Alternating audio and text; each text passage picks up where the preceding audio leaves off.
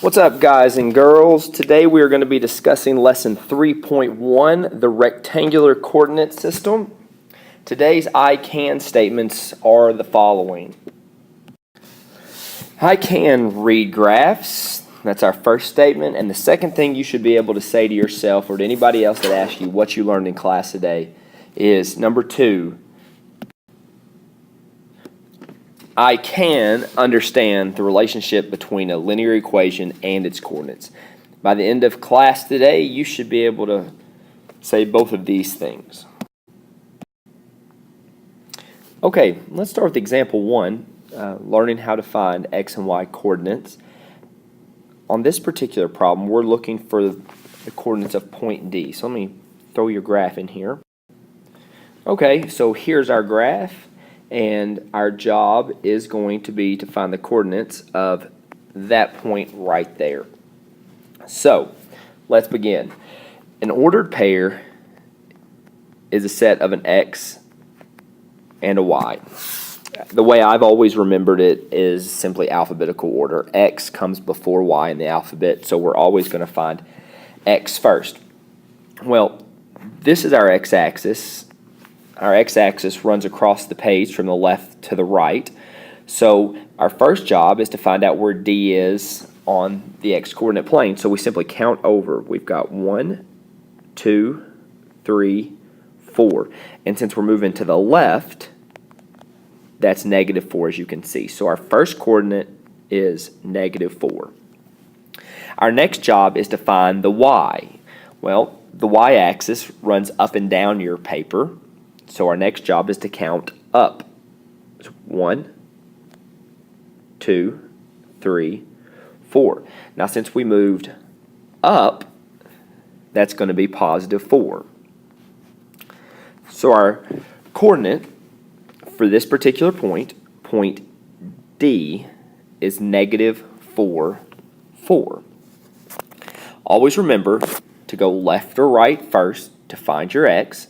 And then once you've moved left or right, so you're underneath the point or over top of the point, then count up or down to find your point y. One final note, you must put your ordered pair or your coordinate in parentheses and separate the 2 points with a comma. If you leave out the parentheses or the comma, it's not completely correct. You should now be able to pause this video and go to your homework assignment and do problems 1 through 3. So pause this video, go do problems 1 through 3, take your time, and come back to the video to get help with the next set of problems. Welcome back. We're going to do example number 2, and example number 2 corresponds with homework problem number 5. In this problem, they have given us a table. A table is a really organized way of listing ordered pairs. A table usually involves a real-life situation. So this particular table shows us the distance from the equator a city is, so how far a city is from the equator, and then the average snowfall that falls in that city. Our first example will tell us to take this table right here and take the data in it and give a list of ordered pairs or coordinates. So just like an ordered pair where there is an x and a y, a table has the same thing. So this column right here will be our x's, and this column right here will be our y's. And again, it's just alphabetical order. X comes before y. So for instance, if we were to do this, we would take the first ordered pair, which would say A, and that would be 2,451. That would be our x value, and our y value would be 14. So that's how we would do A. If we wanted to do E, we do virtually the same thing. E would be 2,550, and our y coordinate would be 26. So that's pretty straightforward. Just remember that the x comes first and the y comes second. So that's part A of this question, taking the table and making ordered pairs. Part B would be to make a scatter diagram for the table. So I'm going to erase these points, and we're going to make a scatter diagram. Well, again, I think we should probably start by remembering that the first part is x and the second part of this table is y. So when we make a scatter plot, this is our y-axis and this is our x-axis over here. So the first thing I want to ask is, what will go on the x-axis? Well, these are our x points, so what's going to go on the x-axis is the distance from the equator. So we can write, distance.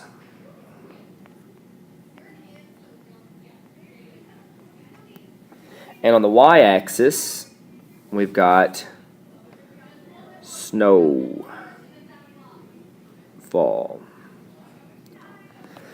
Again, it's not a guessing game, and it does matter. You can't just pick and choose. Our x goes on the x-axis, and our y goes on the y-axis. So in the final part of this question, they will give you a couple options on what the scatter plot would look like. So let me incorporate that into this video. So here's our choices. Which one of these scatter diagrams below goes with the chart? Well, here's the thing. If we look at the x point, so if we look at these points right here, they're not in order from smallest to greatest, from least to greatest. So it might be easy if we take these points and rearrange them so that they're in order from least to greatest. So let's go ahead and do that real quick. So here's our points on the table, only I've rearranged them and put them in order from least to greatest. So now I'm going to correspond the y points with them so we can kind of see what's going on here. So 2422, so 2,422 goes with 10. And 2,430 goes with 13. And 2,451 goes with 14. And 2,470 is down here at the bottom, goes with 17. And 2,484 is 20. And let's see, 2,523 is 25. 2,550 is 26. And last but not least, 2,577 is 30. So it's not as easy to see in the table, but if you put these points from least to greatest, these points right here, from least to greatest,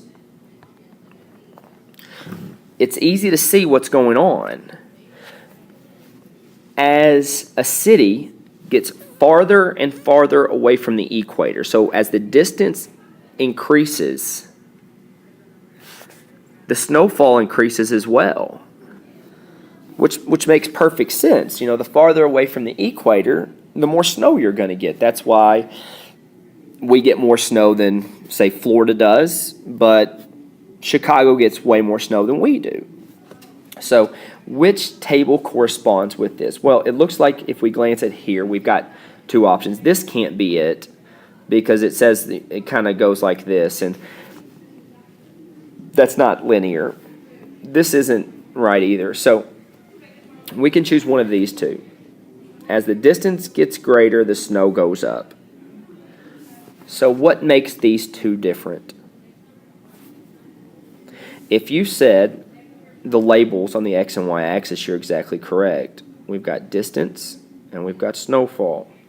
These are our axes, excuse me. So distance is our x, which means C has got to be our correct choice. And that's how you do example number 2, homework problem number 5. So you can pause this video. You can go to homework problems number 4 and 5. You should be able to complete those. So go to the next 2 problems and come back and see us. Okay, on to example 3. Example 3 is going to give us an equation. So in this particular equation, we have on our paper x equals 6/5 y. So So that's our equation we're given. And they give us a couple ordered pairs, and they want to know, is it a solution? So the first ordered pair they give us is 0, 0. So our job on this problem is to see if this ordered pair works. Well, if you've paid attention for the first two slides, we know that x comes first and y comes second. So now this just becomes a matter of substitution. So we're going to take the 0 and we're going to substitute it in for x. And we're going to take the second 0 and we're going to substitute it in for y. And then we just simply solve. There's nothing to do on the left-hand side, so we just drop the 0 down. 6/5 times 0, well, anything that multiplies by 0 equals 0. So we come with 0 equals 0. That's a true statement, so the answer is yes. This is a solution. So let's just break this down and make it as simple as possible. In order to know if something is a solution, you simply plug the x in for the x, the y in for the y, and you work out the problem. Let's do one more problem like this. Let's stick with the same problem, so let's go ahead and do x equals 6/5 y. But this time, instead of using 0, 0, let's use 6, 5. So let's begin. This is our x, so let's put it in for x. That would be 6. And we'll drop down our 6/5. And this is y, so we'll substitute it in for y. And we'll solve. There's nothing to do on the left-hand side, so we'll drop down our 6. 6/5 times 5 is 6. So we're left with the problem 6 equals 6. That is a true statement. Since it's a true statement, we can say yes. This point, 6/5, is also a solution. Let's do one more problem like this one. We'll get a new equation this time. This time, let's use the equation x equals 4.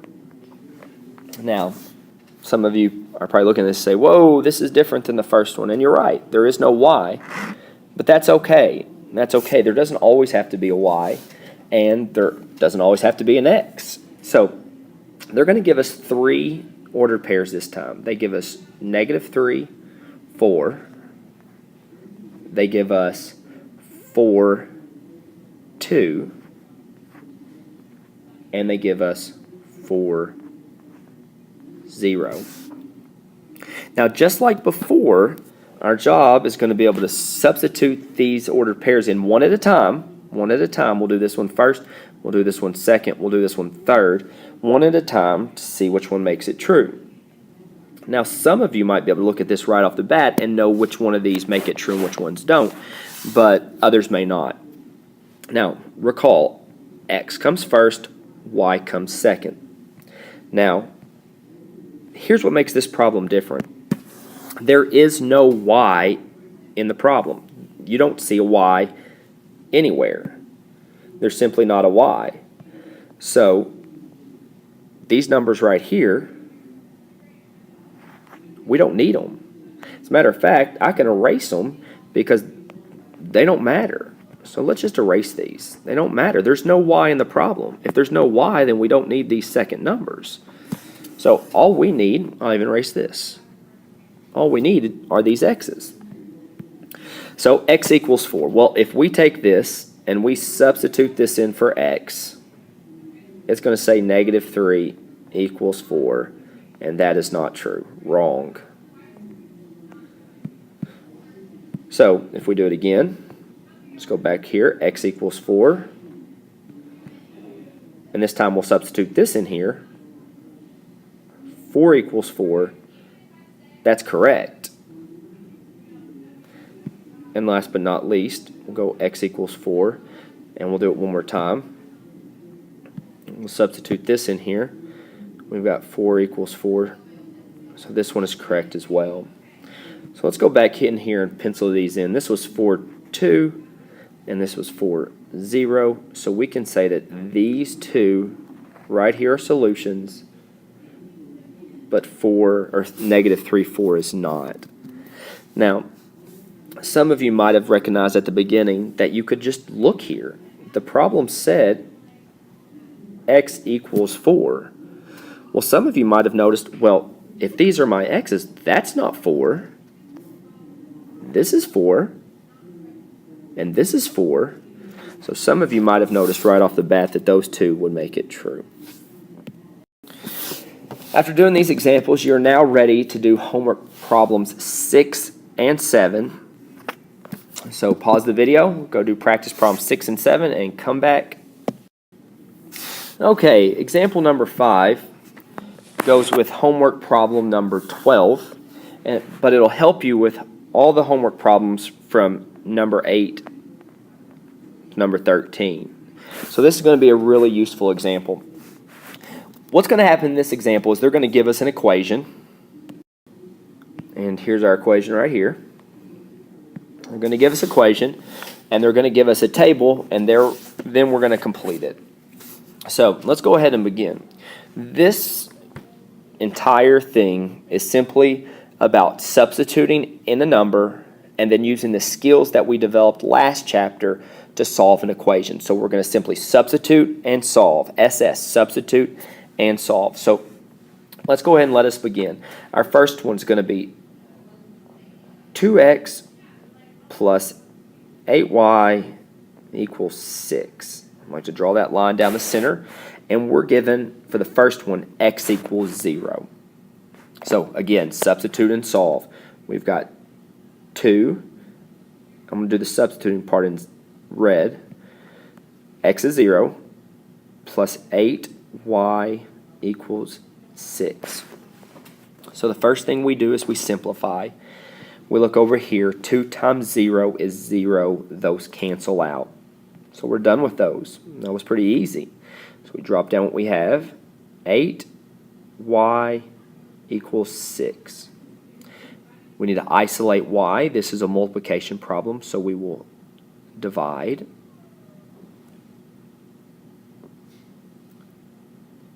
Y equals, you probably get 0.75 on your calculator if you divide, but we're going to reduce this fraction instead. And our answer will be y equals 3/4.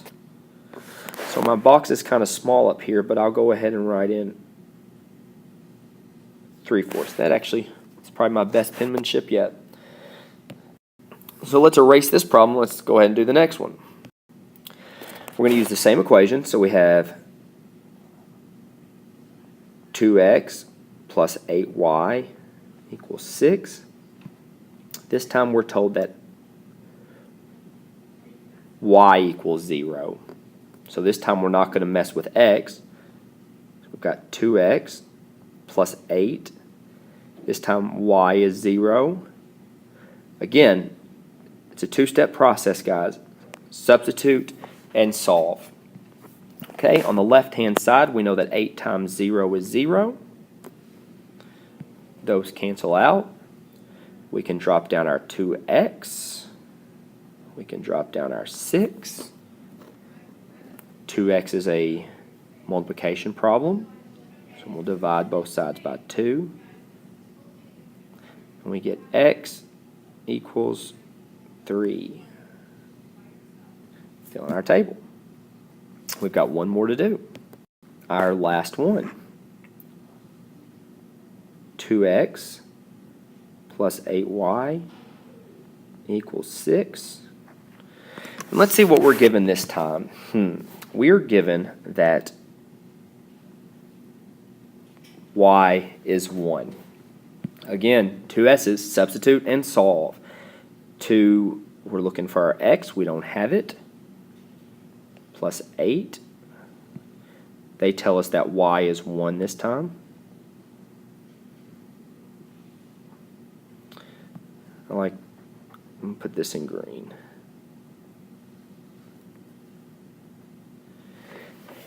And let's solve. Looking at the left-hand side of the problem, we have this right here. That's a multiplication problem. It doesn't cancel out this time because x or y wasn't 0. So we've got 2x plus 8 times 1 is 8 equals 6. We have to solve for the variable. This is plus 8, so we'll go minus 8. Drop down our 2x.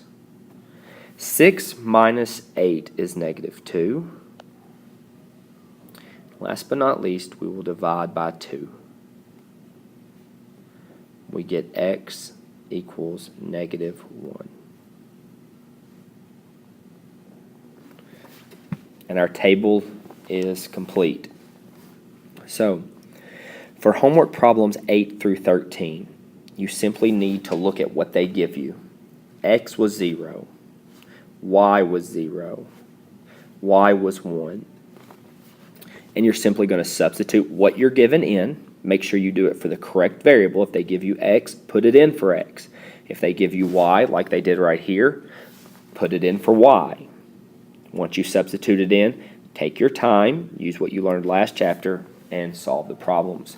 You can now pause the video and you can go and do problems 8 through 13. And when you're done with those, come back. Okay, this is example number 6.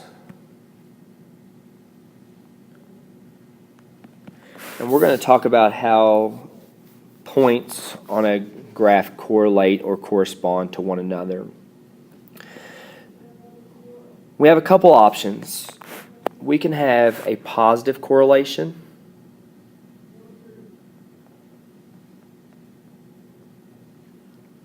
We can have a negative correlation. We could have no correlation.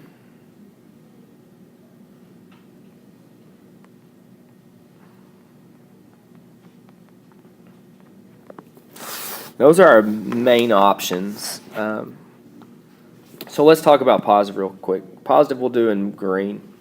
Positive means that the points go up.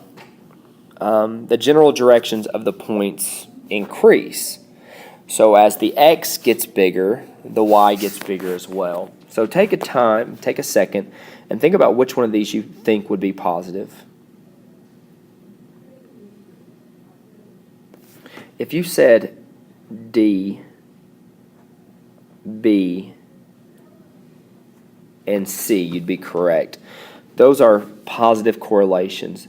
The dots generally go up. Now let's talk about negative correlation real quick. We'll do negative in blue. Negative correlation means that the points are going down. So as the x increases, the y actually decreases. So the points are going down on A. The points are going down on C. And the points are going down on E.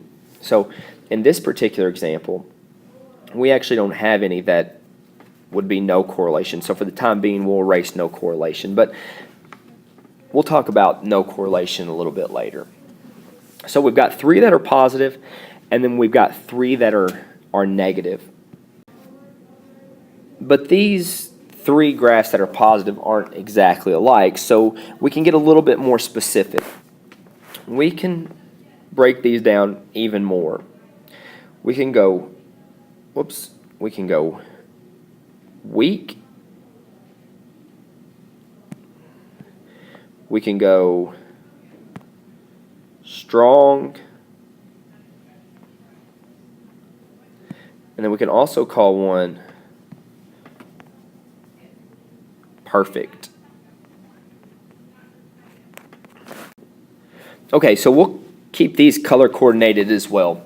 Perfect means that they're almost in a perfect straight line. A perfect straight line. So, which one of these would you say is a perfect negative correlation?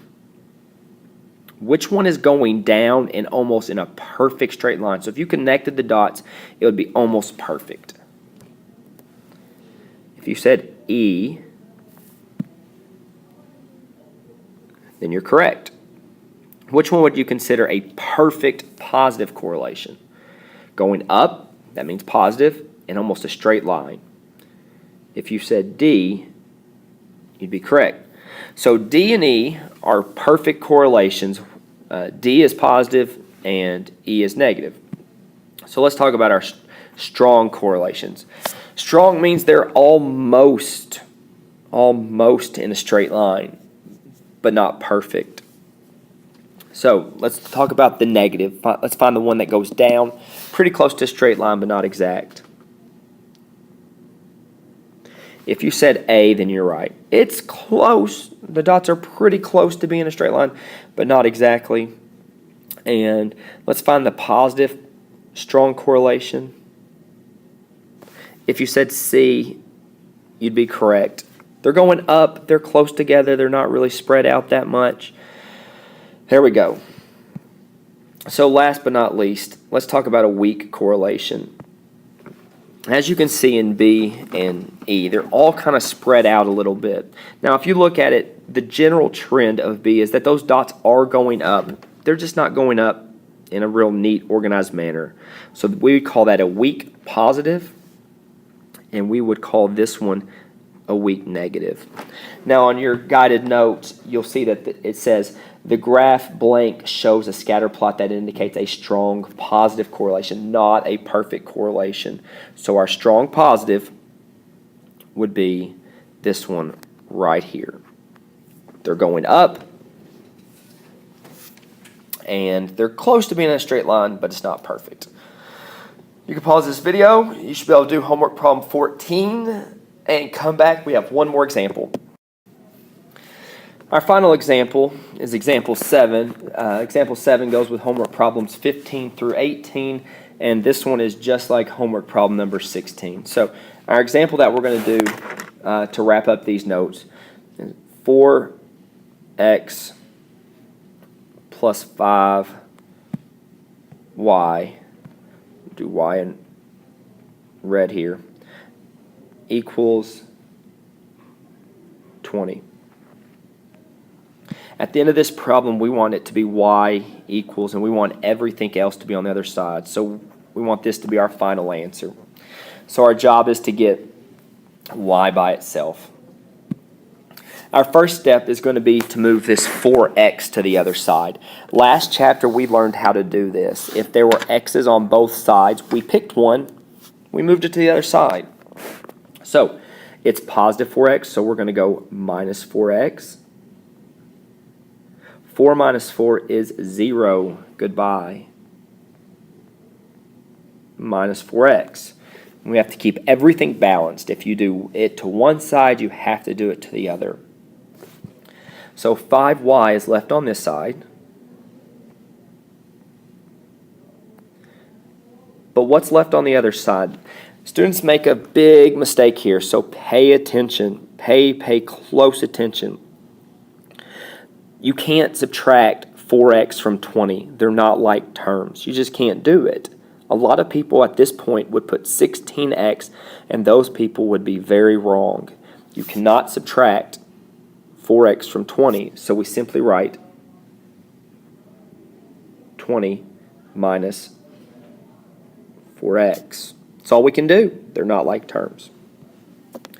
Our final step is to move the 5, and we'll be done. This is a multiplication problem, so we'll divide. Now, here's where it's going to get a little bit different from last chapter. You divide everything by 5. We're going to divide 20 by 5, and we're going to divide negative 4 by 5. Everything gets divided by 5. Some of you might be saying, well, Mr. Schulte, what about this? These aren't like terms. Like terms only has to do with subtraction and addition. So we are allowed to do this. So let's divide, let's reduce our fractions. 5 divided by 5 cancels out. 20 divided by 5 is 4. Negative 4 divided by 5 gives you a decimal, so let's reduce instead.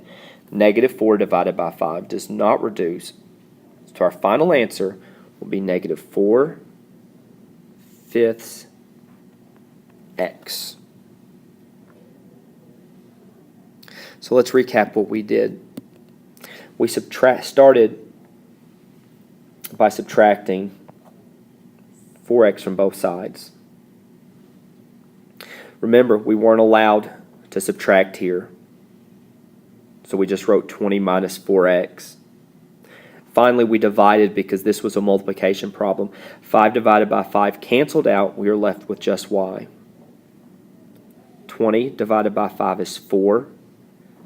And negative 4 divided by 5 gave us a decimal, so we checked to see if we could reduce. We couldn't, so we left it like this. This is our final answer. We isolated y. We did our job. The notes for today are over. I appreciate you listening to them. I hope they helped. Come back and review these if you get stuck on a problem. If you need anything else, don't hesitate to raise your hand. And you should now be able to finish homework 3.1.